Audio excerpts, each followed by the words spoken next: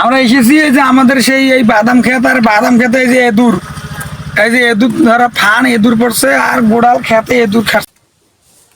কমলা, লেবু, আঙ্গুর সাথে ভরা ভরপুর আমাদের সেই সুনাম ধন্য রংপুর জেলার এই যে অবস্থা, এই যে দেখা যায়, বুঝা যায় এই যে আমাদের পার্কের মোড়ে অনেকে দেখেছে আতালপুরি পাতালপুরি, অনেক মেলা, স্বপ্নের মেলা, স্বপ্নপুরি, আবার আকাশ এ জগৎ ও জগৎ সেই জগৎ, ওর নাম ভিন্ন জগৎ।